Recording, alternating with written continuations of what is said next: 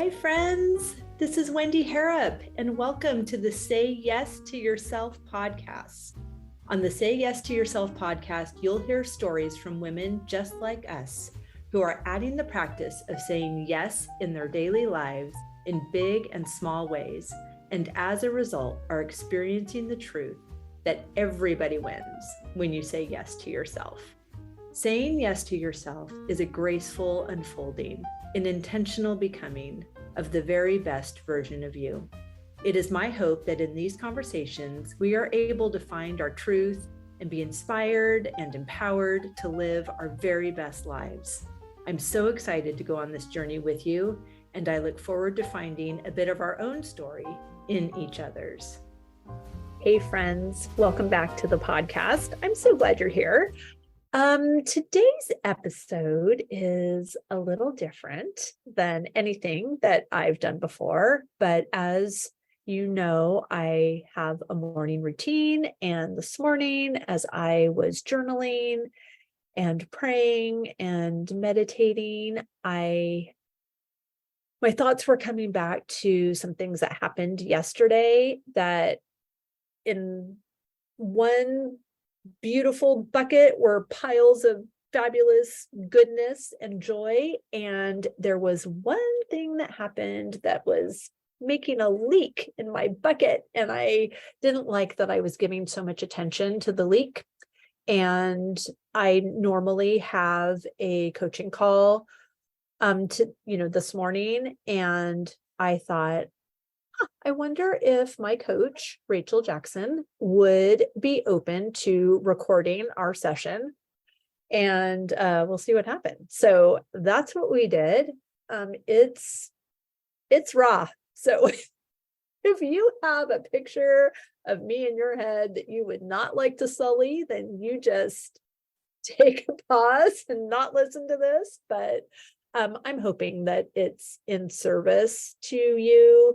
I just want you to know that this work it's the real deal. And I do a lot by myself as far as chores are concerned, but as far as my mindset is concerned, and my just spiritual practices are concerned, I am not doing this by myself.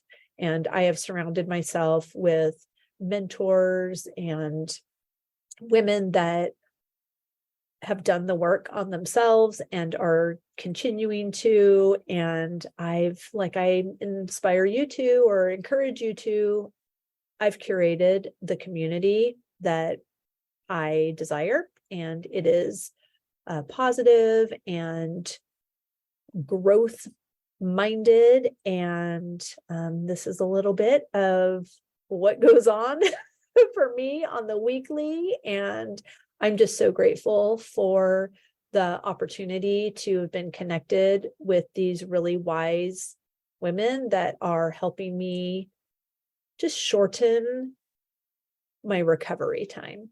So I hope you enjoy it. And if you don't worry, we'll go back to our regular scheduled programming next week. But welcome to the inner sanctum, my friend.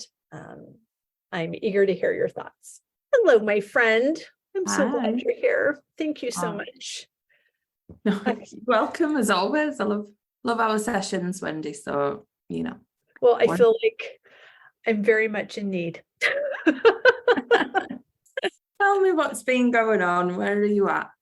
Well, it's actually really good. There are so many good things that are coming, and I feel like I've been waiting for them. I've known about them, but then as they all arrive, I'm like, oh my gosh. So for example, this weekend, I have a film crew here. They're filming a historical documentary, and it's so fun. It's so amazing to have a house full of people that are paying me to not attend to them. That's crazy. Last weekend, I had a fabulous woman come do a farm stay. Her name's Brittany Merriam. I actually interviewed her for the podcast. And during our conversation, I invited her to stay. She came, and she is amazing content creator, and she posted all of these beautiful stories and posts. So now my website designer, because I'm also getting a new website right now, so the website designer asked if we could use that because it was all so dreamy. So hooray. And then I've got some collaborations for 3 field dinners that I am going to host this summer. And so those just went on the website, and the barn is open. There's a workshop, a peony and cookie workshop at the beginning of June. And then I'm going to Cancun on Thursday for a long weekend for the mastermind that I'm in. And then when I get home 10 days later, I'm going to Kenya for 2 weeks with Cindy and Elamu girls and Christy also on the board. And Brittany, the fabulous woman that did the farm stay, is going to stay at the house while I'm in Kenya. And she also has a large property, and she raises peonies and roses. So she's going to take care of my peonies while I'm in Kenya. So they're ready for the workshop when I come back in June. And it's all this tidal wave of beautiful goodness and abundance. And say it. Say it, Wendy, come on. You are helping me, but I have to continue to remind myself that I am allowed to have good things. As soon as you started saying all the exciting things are happening, I felt the cap. So it was suddenly like you were going to go into it all, and you did eventually, but there was a hurdle in your energy at the beginning that was like all these things. But did you feel a dullness? Yes. And then once you start talking about it, it's and I think that a part of that is an old narrative, which is why I'm so happy to be having this conversation.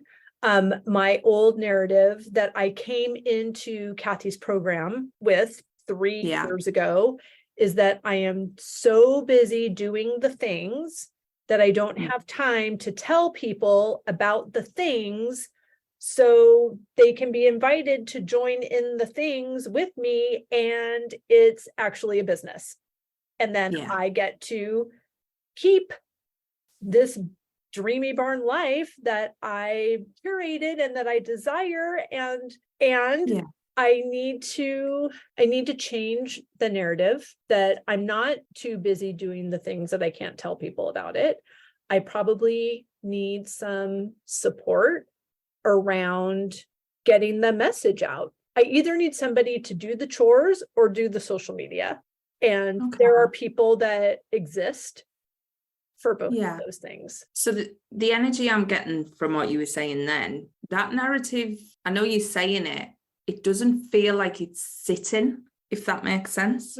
I feel there's something deeper than that narrative, because the energy I'm getting from what you're saying is actually the allowance of being able to do all these amazing things and be paid and have people join in and have a life that you enjoy, because there's still, and I mean, this isn't our first session, so obviously, we've got background to this, but the doing part seems to be the bit where you feel like that's where you should be, rather than experiencing and bringing others on. Right. No, that coming up. I feel that. I think growing up, my mom is the oldest daughter. She's of German descent. She's practically the firstborn because she thinks her older brother was the favorite. And I'm firstborn. And so I feel like my practice has always been no fun till the chores are done. And that even rhymes off your tongue so easily, doesn't it? Oh, yes, it does.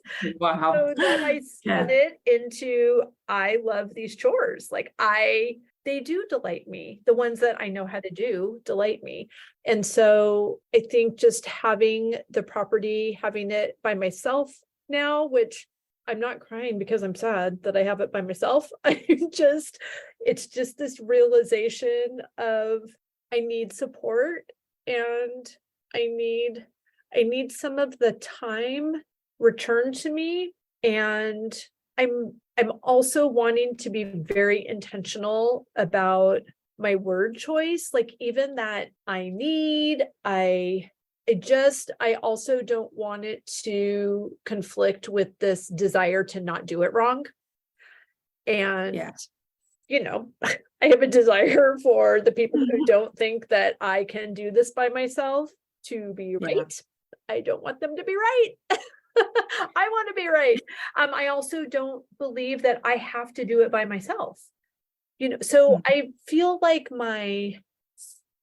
what the Course in Miracles talks about, this journey of no distance between the head and the heart, where like sometimes conceptually we can know what we want, but there's still something that's deeper that isn't matching the words. Yeah. So I know you've talked about archetypes, and I really I see some of the archetypes that are not in service to me kind of ruling the roost, but also remembering what you said recently, that the goal is not to remove those archetypes from my life, because I can't. They're there to show me something. But I would like them to have a seat at the table, but not the keys to the car. Yeah. And that's how we need to kind of interact with them, so that, because the archetypes obviously are all part of you. They're all parts of your shadow, and they'll come up. So your logician archetype will come up completely different to mine, because your logician archetype will have its own belief system built in. Same as, your inner child, they'll be completely different to anybody else's, because they are part of you. So it's not about ever pushing them out, but it's about understanding why they're playing out as strong as they are. And when you were talking about the time aspect, one thing that was coming up for me quite strongly is, we talk about this a lot. So your desires want you more. So all them desires that you have, the universe, God, however you want to call it, has given you them, and you've given yourself them prior to this life. They wouldn't give you them without giving you the time to make it happen. Right. They won't give you them without providing all the resources to make it happen. So the illusion of the time and the illusion of the things that we haven't got are just that. They're illusions created by those archetypes. So it's understanding what time is making me think your logician potentially is the one coming out quite strongly, but there'll be a mixture of a few. So it's understanding, you have all these amazing things coming up now. And I know you're saying the original narrative was that you didn't have the time to tell anybody. But if you just close your eyes and just sit and drop into your heart space and take some nice deep breaths, what's coming up? What's the real root of the situation? Well, the one thing that's coming up is, if I do this information dump just to catch people up, I don't want it to sound like, so this is back to my not wanting to do it wrong. I don't want it to sound like, hey, look at me, look at me, look at me. I'm doing all these things. I'm such a queen. I'm amazing. Like, community is yummy to me, and I want people to know, and I'm excited about the things that I've been invited into, and I want to invite my community into that with me, and the things that they can participate in. I'd love for them to say yes to themselves, and the things that they're just going to watch, I want them to know about it. So I'm wanting it to be an invitation, not let's back to me, friends, back to me, like it all eyes on me. Right. Okay. There's so much coming up there. So much. So firstly, Wendy, Yes. take a nice deep breath. Just breathe. So when you spoke to me about recording this as an episode for your show, this is probably, well, it's very much like one of our sessions that we have anyway, and we've been working together for some time now. So as your mentor, obviously, I know where your intentions are coming from. And you have the loveliest intentions for everybody. So anybody listening to your podcast already knows that. And what you approached me about was sharing how you do the work. Yeah. Because anybody watching your Instagram or anybody watching you on Facebook would see Wendy who says yes to herself and lives a life that delights her without seeing all of the background work that takes to do that. Right. And choosing to change something in your life or choosing to be of service to other people like you do takes a lot and is more than most people do in a lifetime. Oh, right. Is that a shock, Wendy? That is a shock. The downside of anybody doing their mindset work and anybody doing their inner work, they always feel like they're behind because those people have such big dreams. And those dreams get bigger and bigger and bigger and grow even more. So even when you think you're getting close to one, your next one's already popped in your head. So you're already behind in your own mind. But you are so far ahead of most people because most people sit in the bad relationships or sit in the bad jobs and don't follow their dreams. And what you're here to do is show people how to follow their dreams. 100%. But following your dreams is not the easy path. That's why most people don't do it. They'll sit in their comfort zone, even though it doesn't feel good. So there is nothing for you to fear or to hold back on by showing people all the exciting things that you have to offer and are happening in your life and have happened through really hard work. Putting that mirror up to yourself is not easy. And you are doing that every week with me. Right. Plus all the other things that you're doing. And you're doing the work, Wendy. So all I can say is to commend you on wanting to share this with people. Because to be honest, that in itself is raw and vulnerable. And it shows how much you care. I do. I know. So it's really just letting that digest, that you are allowed to start to share all these wonderful things that are coming your way. And how we said all the universe keeps aligning things. Yes. Like that amazing guest who's coming to your house to look after your peonies in the house. That doesn't just happen by being the most lucky person in the world. That happens by stepping outside your comfort zone, putting yourself out there and serving people at a highest level, which is what you're doing. And you really need to see how much good you are creating. I appreciate that. And then I think immediately, like, yes, there is this group of people that believe in me and are encouraging and are inspired. And then there are very few, and it's so fascinating. You know, we know that how we're like Teflon for positive things and Velcro for negative. Like it only takes one comment on a social post and you're like, oh my gosh, like it doesn't matter that there are 100 happy comments. But I think just yesterday the film crew was here and it was beautiful and fun. And I was looking out the window and I was watching them, and we went through all the hoops with the town and all of the things, more things than I even knew was necessary. And then my neighbor was not happy being his regular, not happy self, and chose to like give the stare down for hours at what was happening and then drive by and lay on the horn while they're filming outside. It's just, I do not want to hand my power over. I do not want those situations to steal my joy. And I'm having to remind myself that I don't want that to steal my joy.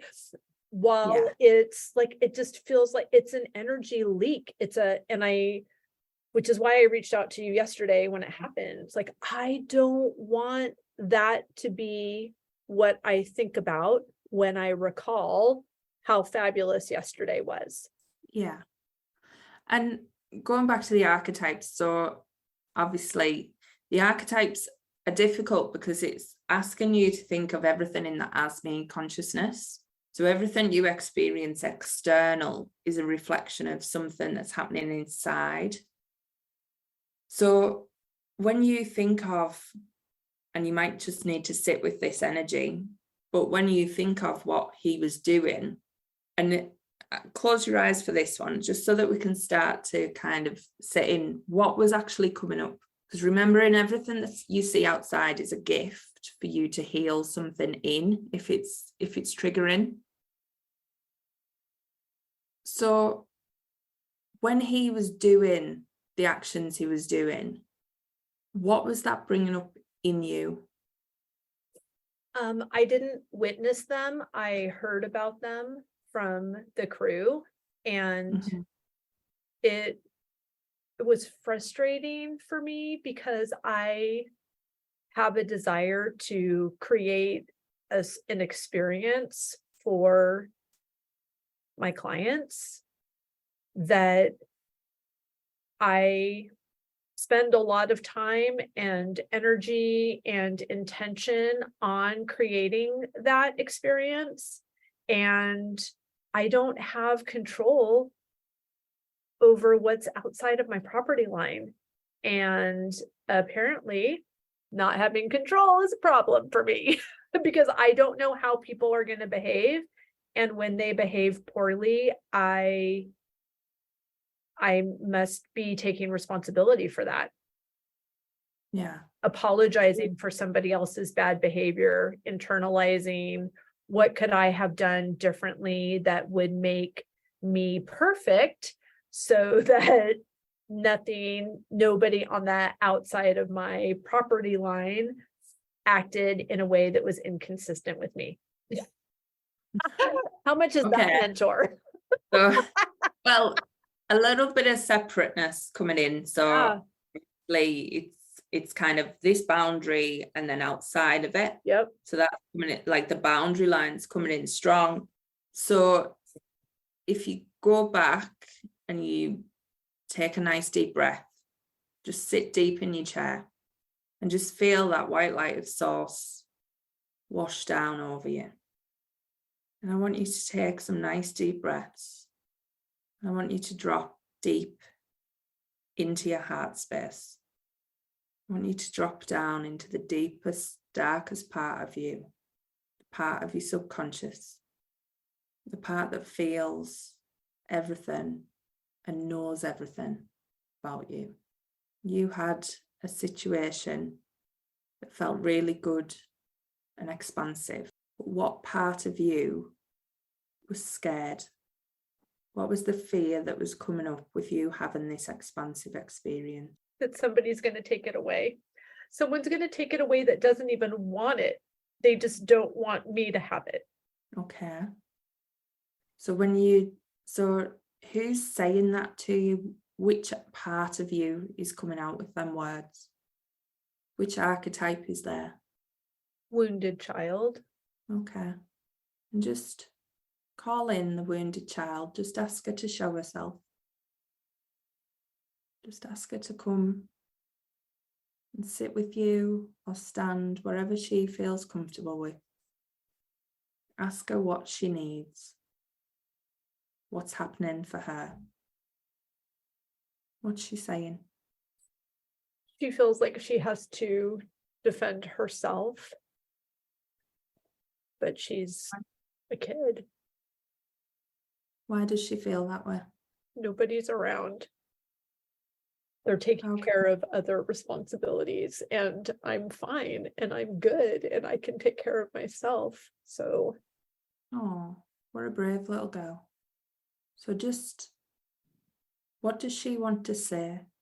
She wants to know that I'm not going to let anybody take what's meant for her, and that I can say that because I know that that's what God says to me. Okay. Now, we're going to call in one of your empowered archetypes. So which one wants to come forward? The Queen. Okay. Final say. What does the Queen want? How does she want to help her? To remind her that she decides how things go, and that she's not flippant or disrespectful, but she will not be disrespected. When she says that, what happens to the wounded child? She feels safe. Are they together? They are. Can you merge them together, their energy? What happens when you do that? It feels more empowering. It reminds the Queen this is why she is one. And what power can the wounded child give to the Queen? Remind her of her purpose. Yeah. Can you feel them now collaborating together? What does that do for you? It makes me feel stronger. How do you feel now about that situation? I don't need to internalize it. I don't need to dwell on it or think of what I could have done differently to have that not happen, because it's really outside of me. Mm-hmm. And that I choose to just replace it with love. Yeah. Just to finalize that then, just take your energy so that you're floating above that point in time where you're looking down over the situation that happened with your neighbour.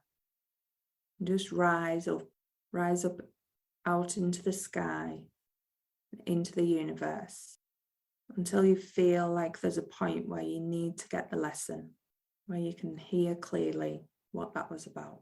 I feel like it's just an opportunity to remind me that I'm cared for. Mm-hmm.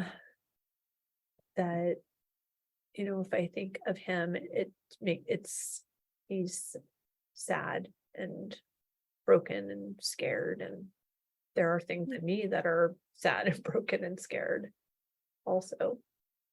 Yeah. And he was a gift for you to bring out that part of your inner child that was hurting. And the reminder that I'm cared for and attended to for some reason that I would say is random, but I know was not. There just happened to be a police detail on the corner for a certain amount of time yesterday. I don't know if there was a bike race or something, whatever.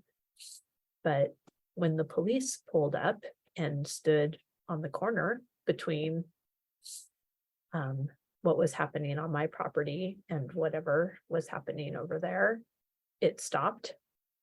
And the police I saw the barricades on Friday night, and I thought, oh gosh, I don't know what's going to happen. Like, is this a parade? Is this going to interfere with what's happening with the filming?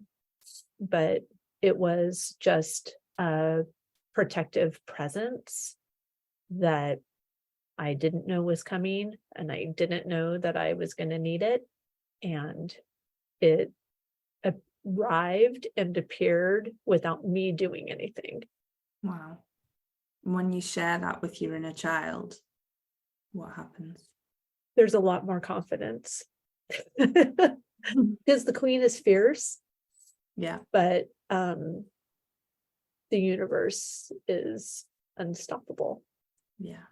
So that energy there, the universe is unstoppable. Your desires are for you, and the Queen is going after it no matter what. Yes. Just take that energy and place it down into your timeline, down into the now, and just allow it to shoot forward into your future. How does that feel? Complete. There are data points that I can use going forward, that ensure my client's experience as much as I'm capable of, but that I also I'm not going to think of everything, and I don't have to. Yeah. How does that feel? Like a relief. And if your wounded child and the Queen are ready to just crack on and collaborate, does that feel in sync? Yes. Both of them having their place. Yes. And both actually as powerful as each other. And when you're ready, just... Because the Queen listens to her and lets her have a voice, and doesn't just tell her, there's nothing to worry about, it, stop. Yeah. Each archetype has its own power. Your inner child teaches you lots of ways to heal yourself, the gifts by listening. It's never about neglecting or ushering them away. She's powerful in herself. Right. And she's just given you a massive gift. Yeah. It's so helpful to have a child while you are thinking about your child, your inner child. It's just all such a gift. Yeah. Thank you, Queen. How are you doing? How are you feeling? It feels really good. I feel so grateful for you and for the work that you do on yourself and for your community and for your clients. And the thing that I'm really thankful for is that I can have the experience and I can have the feelings, and then I have the support to say, I'm not going to talk myself out of what I experienced or what I felt. Like, I'm going to give it space. I'm going to ask what lesson is here for me, and that I have the support of you and other mentors as well, that it just shortens the recovery time. It's feel the feelings, journal the feelings, do the work, and then get on with it. And it's just nice, because in the past, when I was trying to figure this out myself, or, just by going to church, or, like just, kind of having a more general experience rather than having a one-on-one experience, it just makes it go faster. It does. In perfect timing as well. So I'm grateful. Like I always say, you call in everything you need for your desires to make happen. So you have called the right people to you at the right time. I mean, we've known of each other for years and connected when we needed to connect. Right.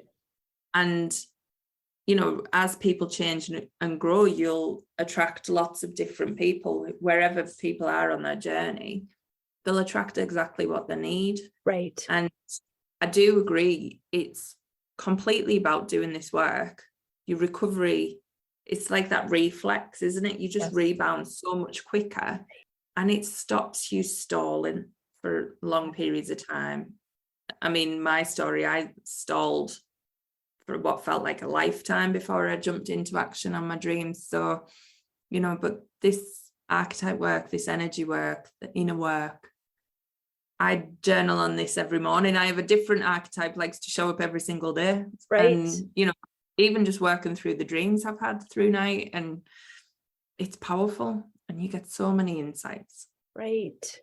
So for people listening, if they hung in there through my open heart surgery, Um, the you said there are shadow archetypes and then empowered archetypes. Yes.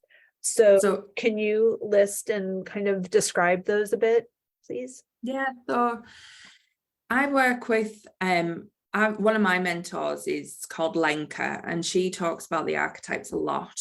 Now, she's not factual based, so there is so much on this around Carl Jung, and Carolyn Myss has done work on the archetypes, and then Lenka's kind of spoke to them through me. But what I would say is you pick up the bits that feel or resonate. So any energy healer, anybody who channels, kind of gets information from lots of different sources and makes it in. So if anybody's got kind of a psychologist background, or I might be factually wrong on some of these, but these are how I interpret the archetypes.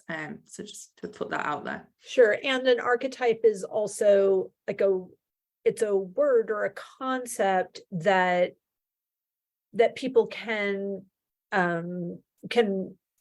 identify with, or like it's something familiar, even when you're talking in storytelling about the victim, villain, hero, guide.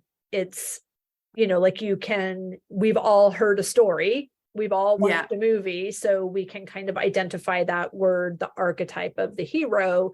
We already have kind of a base understanding just hearing the word. So this is just opening up what could be happening in just in another person. Yeah. And these archetypes, they're all part of us. So Carl Jung was very good at raising awareness that it wasn't you needed to fix a problem in someone. It's that once you understood what was actually really going on, whether it was these shadows, you were able to actually understand how to help the person rather than fix the person. So the archetypes are always there. They're always going to play out in us. So it's never thinking you are going to rise above them, because as we grow and as you up level, and this has been happening for you and me, every time you up level, you're going to uncover different parts of you that weren't shown before. So it's understanding and talking to your archetypes. And there's 4 main shadow archetypes, and we call them shadow because they're the darker side. They're the ones that run off fear. Basically, they want to be heard, they want to be seen, but they're very, very fearful. And often you'll class this as the ego side of yourself. So the side that wants to keep you in your comfort zone. It doesn't like the unknown. And then you have the empowered archetypes. They more thrive off the unknown. They thrive off a different type of energy. So when you think of yourself, you'll have all these different things playing out at any one point, but most people let the shadow archetypes take over and stay in the fear and the comfort zone and live in a lot of lack. So the way I teach things is more from a manifesting point of view. So everything is a reflection of what's happening inside your inside world. So we are operating in an as-me consciousness.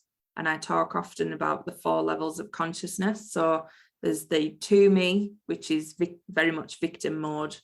Everything's happening to me. There's by me, which is where most people who are quite successful operate, because they believe they have to do everything. Most women are in this. They have to do everything by themselves. They get things done. And if they want anything to happen, it's got to be by them, which is good, but it often leads to burnout. That consciousness. Then you have the through me, which is where a lot of manifesting coaches and the thought of manifesting comes in, which is where you are working with your thoughts and your energy, and through you the universe provides. So it's still a little bit around you putting the focus out there, but the universe will bring it for you. Whereas the as-me consciousness is just a step above that, in a sense, where you realize that everything is actually a reflection of you. So as me, if I'm not feeling good, if there's parts of my shadow that are coming out and playing, that is what I see in people around me. That's what I see outside of me. That's what you saw in your neighbor. There was a part of you that needed to be healed about that process. that wasn't letting you fully experience the joy, and that was coming out in your neighbour. But it also come out in the police to show you how supported you were. So it came out in lots of different ways, but it's a reflection of what was actually happening inside. So once you understand that, you start to use the shadows and the empowered archetypes to really understand what's happening inside, so that you can then reflect out the world that you want to be living. So the shadow archetypes, the 4 main ones that I talk about is the wounded child, which we touched on in your session, who come out. So the wounded child could be the side of you that wants things, really, really wants them and doesn't know why, but just wants it desperately, or feels like they're not listened to, feels like they're not heard. And also your inner child, that wounded child, can really catastrophize. So if you find that your thoughts are going on a spiral, or you're having lots of bad dreams that is, waking you up feeling insecure, or, your partner's cheated or someone's died, and all this might be happening in a dream and you can't let it go, that's a part of you that often is calling for help. This inner child is coming out and feels unsafe for some reason. So I've been dealing a lot with mine lately, and the catastrophizing has been a big thing. So if you find that you're having a lot of negative thoughts and things, that could be coming from your wounded child. And then you have the victim. So your victim mode, everything's happening to me, basically carries a lot of scars from the past. So your victim is always looking at, this happened before, so it can't, that's going to happen again. And there's a real fear that she can't do what she wants to do, or he can't do what he wants to do, that it's really kind of limiting in that sense. Then you've got the prostitute, which as women, most people hate this word as well, but it just sums everything up. So the prostitute archetype really just sells herself short. She undervalues herself. She gives to everybody and keeps nothing for her. She undercharges when it comes to business, or doesn't want to talk about her offers because she feels like she shouldn't. It's not her place. Seeking validation, so wanting likes and comments and all that stuff to show how worthy she is, or money to show how worthy she is. So a lot of people really do suffer from the prostitute archetype a lot, especially in business. That one comes through a hell of a lot. And then the one that goes potentially unnoticed, because we're taught to think this way, is the logician. So the logician loves a timeline. It loves linear, it loves structure, strategy. It likes evidence and data. So it wants to know how you're going to do that. So in manifesting, we're always like, how are we going to do it? That's your logician coming out. So when I touched on time before, that was where I was thinking it was going, but actually there was something else. Always surprising. Well, you've got to go deep to find out what it is. Often they bury themselves, and they're so good at disguising. Right. So it's just understanding how yours come out, and that's the most powerful thing. But then we have the empowering ones that want to come and work for us as well. So we have the magician. The magician is constantly in the ASME, knows that you can create anything from nothing, that you are absolutely limitless, thrives on the unknown, thrives on the power of your mind and your speech, so that, he or she knows that you can literally speak your world into existence. You have the power to work with energy, to work with nature, to work with everything you've got available to make heaven on earth. Magician is, just the full creator. The queen that came out for you. So the queen knows that she can do anything. The queen knows as soon as she chooses that it is done. So there's no plan B for the queen. If it hasn't happened yet, it doesn't mean that it's never going to happen and I should maybe focus on this. The queen only focuses on where she wants to go. So she reminds herself that, and she knows that everything will align and work in her favor. So that's the queen. Once you choose, it's done. So powerful energy and good to keep stepping into, because a lot of people think, well, I haven't seen my dream come to life yet, so maybe it's not going to work. I should focus on this. That's your logician coming out and telling you it's not going to work, rather than your queen. So it's good to remind yourself and go back into the queen. Then we have the heroine. So the heroine is the hero, the courage. When you need to go and fight them monsters, your heroine is the one that's going to be there doing that for you. It is that backbone of strength, knows that it can literally do anything and slay anything, and anything in its path can be, smashed through or went round. There is nothing going to stop the heroine getting to that happy ending. So that's one energy. And then lastly, it's the sage, or the light bringer, as some people like to call it, but I like the sage because the sage is connected with everything. The sage knows there's a reason to everything. So the sage is a real loving energy that once you connect with it, you know that all your hardship is for something more. You know that every trial you have is to help you grow. You know that all your desires were set long before you got here. So there's no point in questioning them, because there's an inner knowing with the sage. It just knows that everything is already in your path. So I love the sage. And when you can connect with that energy, that's really connecting with the universe at that higher level of knowing that it's already set. It's already written in the stars. You've just got to show up and have fun. So that's in a nutshell. I love it. I love it. So if that has piqued somebody's interest and they want to cry and bare their soul, how can people follow you, find out what you're working on, see how they can get a spot on your calendar like I so happily have?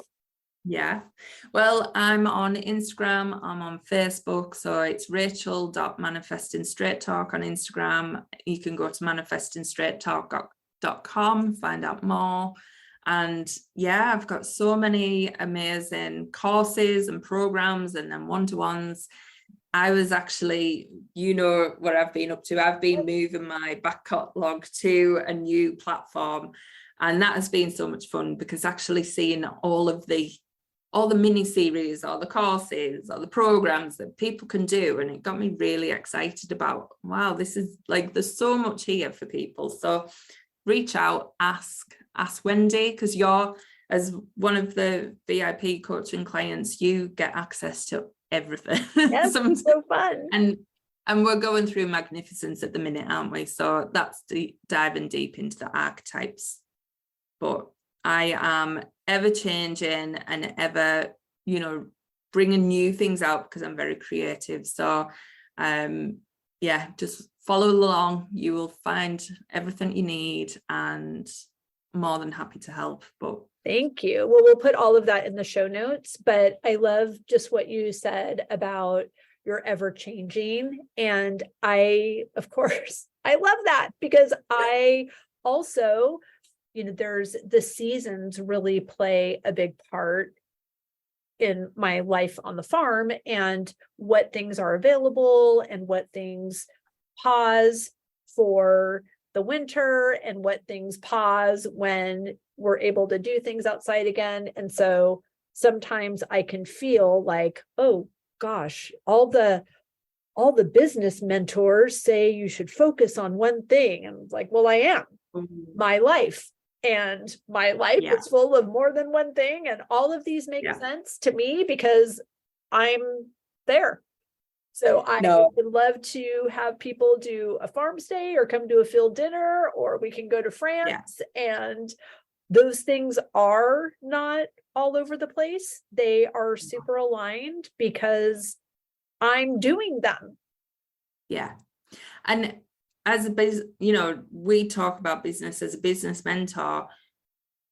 I am not for business as the old bro club would tell you to do it, selling because people, diving into people's need and scarcity and urgency and you've got to have one thing that you focus on. No, I am a constant student. So I'm a manifesting generator, if anybody knows human design, and I am multifaceted. That is part of being a manifesting generator. And for years, I tried to squash that into a box that didn't fit, and I was constantly breaking out of and getting told off. And now I embrace it in every step. So I'm got a leadership background. I'm a mindset coach. I am spiritual. I am soul-led. And I am enjoying every minute of learning more and more. And as I learn and grow, I share that with my audience. So someone who's watching me now, I might be saying something different to what I was saying 3 years ago, but it's a heightened wording because I'm changing, I'm evolving, I'm growing. And I've got everything from when I started to now. So wherever you're at on your journey, you find what you need. And that's how I'm at my best, because I'm not shutting off any parts of me like I was before. Right. And that's what I try and bring out of yourself as well, because you are multifaceted and you are just meant to enjoy everything. And it's not about trying to get anybody to buy or be anything.